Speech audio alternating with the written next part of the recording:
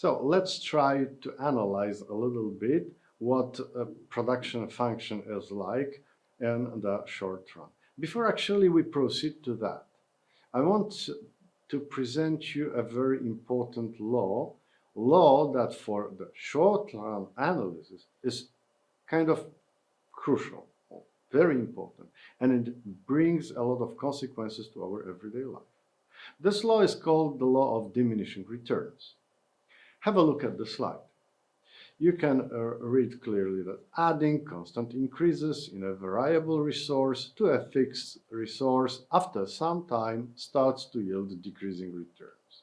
That's how we define this law of diminishing returns, and normally at that moment none of the students can understand the meaning. So let's have a look at a very simple example. Let's imagine that we want to start a little business here at the university. And our business idea is that we could make copies of notes for students and university staff. So this is a copying point, let's say. We buy 3 copying machines. You can see them here, right? These are our copying machines. We rent a little room. We put those machines in the room and we employ our first employee.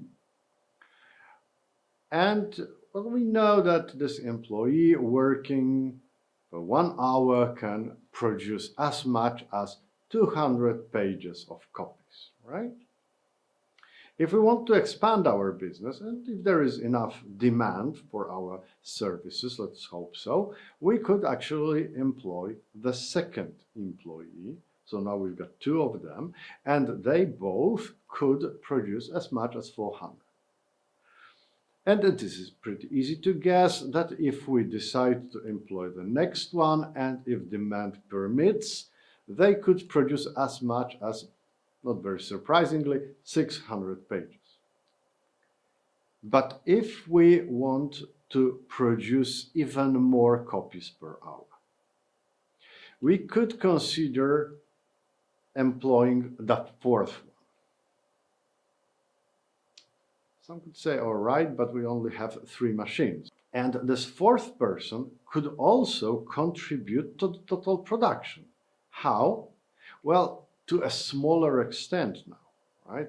This next person is not as good, is not as efficient in our business, but still can give us additional production, right? And even if we employ person number 5, the person that would, I don't know, feed the machines with paper, for instance, or do some other things, it would be possible that this 5th person would also increase our production, but as you can see, only slightly. And if we stop adding 1 by 1 those employees, and we simply consider the situation in which we decide to employ 1,000 people, then our production would be simply 0, right? It would be simply 0 because of the fact that if we try to squeeze 1,000 people in our room, there is no room left actually for working. So no one can copy anything because people are squeezed in, right? And this is what the law of diminishing returns is about. Read it again, adding constant increases in a variable resource. So we were adding constant increases, 1 additional worker in a variable resource. Labor is our variable resource because this is short-run analysis, obviously, to a fixed resource. And we've got fixed resource here, like 3 copying machines, or the fixed room that we have, right? After some time starts to yield decreasing returns. After some time, because if we employ the 1st one, the 2nd one, the 3rd one, we don't see any decreasing returns. But the 4th one is decreasing return. It's only 1 additional 100, right? Then we've got 50 only for the 5th one, right? So this is decreasing return. This law of diminishing returns is actually pretty old. It was developed by Thomas Robert Mathus, and sometimes it is referred to as the Flowerpot law, because this is the idea. If you take the flower pot and you can put the best soil there, and you can put no matter how many seeds, and you can use no matter how good fertilizers and a lot of water, a lot of sun, yet the crop from one flower pot is limited, right? It is limited because, well, the flower pot limits the crop that you can gain, right? Malthus was pretty pessimistic. His view towards the future of humankind was very pessimistic. He was pretty sure that we will be starving to death because, well, the planet, the Earth, is a kind of a flower pot, right? So if the population grows and grows, we won't be able to feed people. And he might be actually right. I mean, we've done huge technological changes to agriculture. Therefore, the productivity in agriculture is now many times greater than it was in the times of Thomas Robert Malthus. Hence, we can still feed 7 billion people living in our planet. Right? But then what if it's 10 billion or 15 billion? That could be obviously a problem. After all, this law of diminishing returns is also kind of important because it explains why it might be more and more difficult for us to keep the economic growth in the future. How could it be more complicated, for instance, to find new cures? You know, if you look at pharmaceutical industry, you would see that they spend more and more money on inventing new drugs. Why is that so? Because they are more and more complicated. You know, we know all the simple substances that can be used to help us, and now we are looking for very complex, very complicated solutions, very complicated substances. Therefore, it's getting more and more and more costly, right? This is the law of diminishing returns in action. Look at short-run production function. So this is the function of production. We call it TPL, total product of labor. Look at the name, total product of labor. This is not exactly as Q, because Q is just production, how much you produce, and total product of labor tells you, well, this is the production that is made with fixed capital. Therefore, this is product of labor. How much is produced depends on labor, and the graph tells you so, right? So this is the relation between how much labor we employ and how much is produced, right? There are three actually concepts when we talk about short-run production function. Our total product of labor, TPL, the graph you could see in the slide. This is total output produced using a given amount of labor. What is a given amount of labor? How do we measure labor? There are basically two ways to do so. One way, that is the more macroeconomic approach, or when we analyze really big businesses, then in such cases you measure labor by employment, number of people employed, right? So the given amount of labor would mean that many people working, right? When you want to be more precise, when you want to use a smaller unit of analysis, then you look at man hour, right? Man hour, like 2 people working 8 hours each, so this is 16 man hours, okay? And the 16 man hours is the amount of labor. So we can measure labor as number of people employed or number of hours they work. The average product of labor, APL, this is just average output per 1 unit of labor used. So it tells you what amount of production you can get from 1 hour of labor on average, right? So this is one average amount of labor, unit of labor. This is similar but different, really, from marginal product of labor, because marginal product of labor tells you about additional input that can be produced when you use 1 additional unit of labor. So marginal product of labor, MPL, would tell you how much more can be produced if you employ 1 man-hour more or 1 person more, right? So what do you get in terms of production if you employ, for instance, 1 person more? This marginal product of labor is very important for setting the right level of employment in company. Because if you want to decide how many people you should employ, and well, the question is actually, all right, should you employ someone else, 1 person more? Then the answer is, well, when you think of employing 1 person more, you make this decision whether to employ this person or not on the basis of the following things. First of all, additional cost. Second of all, additional benefit. So, if you want to employ 1 person more, you need to be prepared to pay 1 additional salary, and this is your additional cost.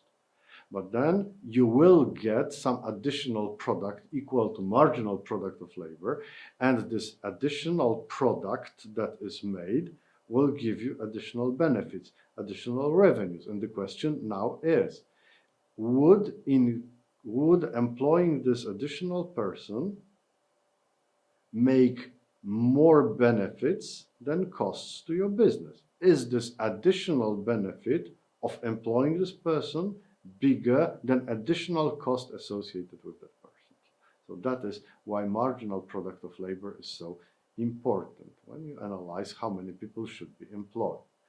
One thing more, remember that APL, average product of labor, is not actually productivity, right? Even though it looks very similar, but remember, all data, all statistical data that is given on productivity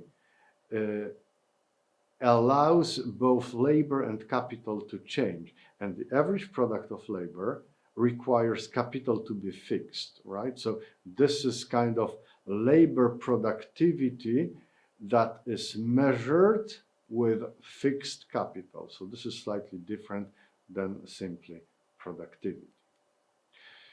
Look at the relations between total product of labor, marginal product of labor, and average product of labor. You can see the formulas here that kind of describe those variables. You can see that total product of labor doesn't start at the origin, right, where there is intersection between vertical and horizontal axis, right? This is because of the fact that in most cases production requires some labor. So it's not that you give any labor and it starts, it needs something, right? So you need at least, let's say, 3 people to start building a ship. So it starts somewhere and it starts growing. If you employ more labor, it is growing more and more quickly, as you can see, to a certain point.